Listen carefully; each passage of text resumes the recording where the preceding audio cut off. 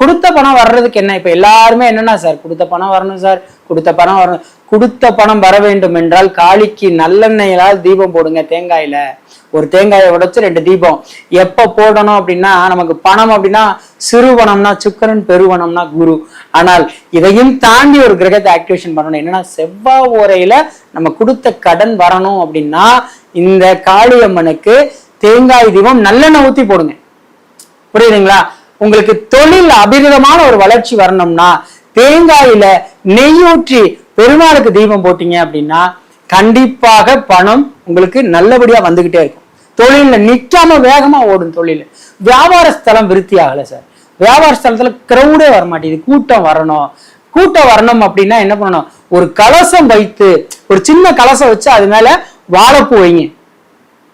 இந்த வாழைப்பூ பரிகாரம் பாருங்க, அந்த தொழிலுக்கு கூட்டத்தை ஈர்த்து கொண்டு வருங்க. வாழையடி வாழையாக உங்கள் வம்ச விருத்தி எப்படி இருக்கோ அதே மாதிரி தொழில் விருத்தி ஆகும்.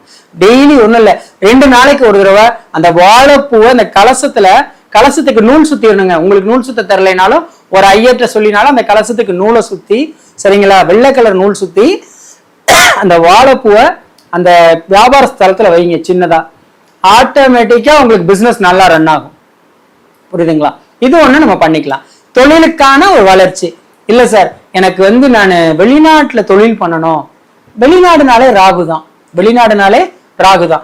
அப்போ நான் வெளிநாட்டுல தொழில் பண்ணணும் சார் அப்படின்னா ராகுனுடைய விஷயங்களை ஆக்டிவேட் பண்ணிக்கணும். என்ன மாதிரியான ஆக்டிவேட் பண்ணிக்கலாம் அப்படின்னா, ராகு கேது இல்லாம இன்னைக்கு நம்மளுடைய கிரகங்கள் இல்லை. ராகு கேது இல்லாமல் கிரகங்கள் இல்லை. அப்போ ராகுவை எப்படி நம்ம பிரம்மாண்டமான இடங்களை எல்லாமே ராகுன்னு தான் சொல்றோம். அப்போ உங்களுக்கு இந்த வியாபார ஸ்தல வெற்றி அடையணும் அப்படின்னா, வெளிநாடுகள்ல உங்க தொழில் சக்சஸ் ஆகணும் அப்படின்னா, ராகுனுடைய பணம்னு சொல்லக்கூடிய வெளிநாட்டு கரன்சி நீங்க வியாபார ஸ்தலத்துல வச்சுக்கிறது ரொம்ப சிறப்புங்க. ஒரு அமெரிக்க டாலரா இருக்கட்டும், இல்ல துபாய் பணமா இருக்கட்டும், அல்லது இங்கிலாந்து, இந்த மாதிரி பல நாடுகளுடைய பணத்தை உங்களுடைய மேஜையில் அப்பெல்லாம் கண்ணாடி போட்டு அது கீழே பணம் வச்சிருப்பாங்க. வெளிநாட்டினுடைய தொடர்பு உங்களுக்கு இருந்துகிட்டே இருக்கணும். இப்ப என்னோட பர்ஸ்ல பாத்தீங்கன்னா அமெரிக்கா டாலர் இருக்கும், சிங்கப்பூர் டாலர் இருக்கும், தாய்லாந்து மணி இருக்கும், நேபாள் மணி இருக்கும். எதுக்காக? என்னோட ஆபீஸ்ல நான் எப்பவுமே வச்சிருப்பேன். வெளிநாட்டு இப்ப நான் 186 கண்ட்ரியில ஜாதகம் பாக்குறேங்க. 1, 2 இல்ல, எனக்கு இந்த யூடியூப் வாயிலா 186 கண்ட்ரில இருந்து ஜாதகம் எந்த கண்ட்ரில இருந்து பாக்குறாங்களோ அதை நோட் பண்ணி வச்சிருப்பேன். எதுக்காக? என்னுடைய வியாபாரம் விருத்தி ஆகணுன்றதுக்காக தான் நான் அந்த கரன்சி வச்சிருக்கேன். அந்த கரன்சி ரொம்ப அதிகமா வாங்கணும்ல, $1 வச்சிருந்தா கூட அந்த ராகு கண்டிப்பாக சக்சஸா கொடுத்துருவாருங்க. கண்டிப்பா கொடுப்பாருங்க. இப்ப குருதசை ராகு புத்தி நடக்குதுன்னு வைங்க. இந்த குருதசை ராகு புத்தியில தான் என்ன பண்ணணும்னா வெளிநாட்டு தொடர்புகள் அதிகமாக வரும். இல்லைன்னா நமக்கு ஒரு சில சூது சம்பந்தமான விஷயங்களை போய் நம்மளை மாட்டி விடும். ஒரு சீட்டாட்டத்துல போய் மாட்டி விடும், ஒரு கசினோல போய் மாட்டி விடும், இல்லைன்னா நம்மளுடைய ஒரு இந்த கம்பெனியில் இன்வெஸ்ட் பண்ணுங்கன்னு சொல்லி மாட்டி விடும். அதனால குருதசை ராகு புத்தி வரும் பொழுது எதையுமே இன்வெஸ்ட் பண்ணக்கூடாது. என்ன பண்ணணும் அப்படின்னா, அந்த பணத்தின் எப்பவுமே சேவிங்ஸ் பண்ணணும். என்ன பணம் இருக்கோ அந்த 2-3 வருஷத்துக்கு நம்ம கம்முன்னு இருந்துடணும். புரியுதுங்களா? அந்த மாதிரிதான். அப்ப ராகு நமக்கு ஆக்டிவேஷன் ஆகணும். நமக்கு வெளிநாடு ரீதியா தொடர்புல பணம் நிறைய புழங்கணும் அப்படின்னா வெளிநாட்டு கரன்சி உங்க கையில இருக்கணும். புரியுதுங்களா? இது ஒரு விஷயத்த பண்ணிக்கலாம். இல்ல சார், வெளிநாடு சம்பந்தமான வேலைக்கு போகணும், அப்ப என்ன பண்ணணும் சார்? எனக்கு வெளிநாட்டுல சீக்கிரமா ஜாப் கிடைக்கணும், விசா கிளியர் ஆகணும். எனக்கு அங்க விசா கிளியர் ஆனாலும் பர்மனன்ட் விசா 5 இயர்ஸ், ஒரு 5 வருஷம் 6 வருஷம் எனக்கு அவங்களே பண்ணி கொடுக்கணும் அப்படின்னா ஒண்ணுமே செய்யாதீங்கன்னு சொல்லிட்டீங்க. என்ன செய்யறது அப்படி? இது என்னுடைய ஸ்லாங்கு. நீங்க என்னன்னா, அந்த வெளிநாட்டு கிளியரன்ஸ் ஆகுனா ஆம்புலன்ஸ் டிரைவருக்கு ஒரு 5 சட்டை மட்டும் வெள்ளை சட்டை வாங்கி ப்ரெசென்ட் பண்ணுங்க. கண்டிப்பாக விசா ப்ராசஸ் எந்த ஒரு பிரச்சனையெல்லாம் முடியும். ஆம்புலன்ஸ் டிரைவருக்கு ஒரு 5 சட்டை ப்ரெசென்ட் பண்ணுங்க. கண்டிப்பாக உங்களுக்கு அந்த விசா ப்ராசஸ் நல்லபடியா முடியும். சரி, ஓகே சார், எனக்கு இப்போ என்னுடைய பொண்ணு வாழாம வீட்டுல இருக்கா, எப்படி சார் வாழ வைக்கிறது? ஒண்ணும் இல்லைங்க, வாழ வைக்கிறது. புரியுதுங்களா? வாழை மரங்களை கோயில் தலங்களுக்கு தானமா வாங்கி கொடுங்க சார். எப்படின்னா, கோயில் திருவிழானா அந்த கோயிலுக்கு 1 ஜோடி வாழை மரம் வாங்கி கொடுங்க சார். கண்டிப்பாக உங்க பொண்ணு கண்டிப்பா வாழுவாங்க. அங்க போயிருவாங்க அந்த வீட்டுக்கு. இல்ல அவங்களே கூப்பிட்டுக்குவாங்க. சரிங்களா? சார், எங்க பையன் எங்க பொண்ணு எங்க மருமக விட்டுட்டு போயிட்டா சார், இதுக்கு நான் என்ன பரிகாரம்?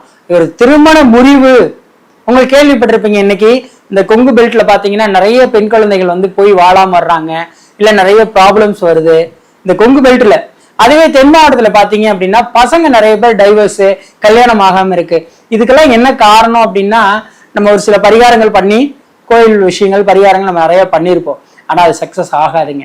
பாரம்பரிய பரிகாரங்கள் இருக்குங்க, பாரம்பரிய பரிகாரங்கள் இருக்குல்ல, அந்த பாரம்பரிய பரிகாரம்னா என்னன்னு தெரிஞ்சுக்கணுங்க.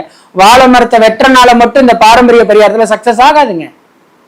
ஒரு முன்னோர் தோஷம் இருக்கும், ஒரு திருமண தடைக்கான தோஷம் இல்லாமல் அந்த திருமணம் தடையா ஆகவே ஆகாதுங்க. பிரபஞ்சத்துல ஒருத்தன் தன்னை உள்ளடக்கி பிரபஞ்சத்துக்காக வாழ ஆரம்பிக்கும் போது அவனுக்கான விஷயங்களை கண்டிப்பா பிரபஞ்சம் கொடுத்துரும். அப்ப இந்த திருமண தடைன்றது பாத்தீங்கன்னா எப்படி நம்ம சக்சஸ் பண்ணிக்கணும் அப்படின்னா, கோவில் தலங்கள்ல இருக்கக்கூடிய, சரிங்களா, கோவில் தலங்கள்ல கருவறைக்கு என்ன பண்ணணும்னா அபிஷேகம் பண்ணக்கூடிய நீர் வைக்கக்கூடிய பாத்திரம் வாங்கி கொடுங்க. ஒரு ஒரு அண்டா, சரிங்களா, அந்த கோவிலுக்கு இதுல தண்ணி மோந்து அந்த சாமிக்கு அபிஷேகம் பண்ணணும். இல்லையா ஒரு கலசம் வாங்கி கொடுங்க கோவிலுக்கு. இல்ல ஒரு பிராமணிக்கு என்ன பண்றீங்க, ஒரு கலசம், ஒரு பித்தளை சொம்பு அதை வாங்கி கொடுங்க. கண்டிப்பாக ஒரு மாற்றம் கிடைக்கும். சரிங்களா, இது இந்த திருமணத்துல இருந்து வாழாம இருக்கக்கூடிய குழந்தைகளுக்கு ஒரு சக்சஸ் ஆகும். இது ஒண்ணு. இன்னொன்னு, தண்ணீர் பாட்டில் பாத்தீங்கன்னா ஒரு பரிகாரம் இருக்கு. என்ன அப்படின்னா, இந்த ஜாப்லெஸ்ஸா இருப்பாங்க, ஜாபே இல்லாம வேலையே இல்லாம இருப்பாங்க, அவர்களுக்கு வேலை கிடைக்கணும், அவர்களுக்கு வேலை கிடைக்கணும் அப்படின்னா வாட்டர் பாட்டில் பரிகாரம். இது என்ன வாட்டர் பாட்டில் பரிகாரம் சார்? ஆமாங்க, தண்ணி பாட்டில வாங்கி யாருக்கு கொடுக்கணும் அப்படின்னா முதியோர் இல்லத்துக்கு தண்ணீர் பாட்டில் கொடுக்கணுங்க. முதியோர்களுக்கு தண்ணீர் பாட்டில தானமா கொடுத்தீங்கன்னா கண்டிப்பாக ஜாப் கிடைக்கும். இது ஒரு பரிகாரம். இதையும் தாண்டி ஒரு பரிகாரம் சொல்றேன். என்னன்னா, ஒரு பாட்டில் தண்ணி எடுங்க, சரிங்களா, வேலைக்கான கிரகம் சனி, சனீஸ்வரர் தனி சன்னதியா இருக்கக்கூடிய சனீஸ்வரர் நம்ம தேனி பக்கத்துல குச்சனூர்னு சொல்லக்கூடிய ஊர்ல சனீஸ்வரர் இருக்காரு. உங்களுக்கு ஜாப் கிடைக்கணும் அப்படின்னா அங்க வரக்கூடிய பக்தர்களுக்கு தண்ணி பாட்டில தானமா கொடுங்க, கண்டிப்பாக ஜாப் கிடைச்சிடும். ஒரு எளிமையான பரிகாரம் தானே அது. தண்ணி பாட்டில் வாங்கி கொடுக்கலாமே, தப்பு இல்லையே. ஒரு 10 ரூபா பாட்டில் 100 பேருக்கு வாங்கினாலும் 1000 ரூபா தான் வரும், சரிங்களா. ஆனா அந்த குச்சனூர் சனீஸ்வரன் கோயிலுக்கு சனி ஓரையில போங்கன்னு சொல்றேன். அந்த பரிகாரத்தை சனி ஓரையில பண்ணுங்க, கண்டிப்பா ஜாப் கிடைச்சிடும். இதை நம்ம தாராளமா பண்ணலாம். சரி, ஓகே சார், இதை தாண்டி நான் சென்னையில இருக்கேன் சார், தேனிக்கு வரணும்னா எனக்கு ரொம்ப கஷ்டம் சார். சென்னையில இருக்கீங்களா, சென்னையில இருக்கக்கூடிய ஏதாவது ஒரு சனீஸ்வரன் கோயிலுக்கு போங்க.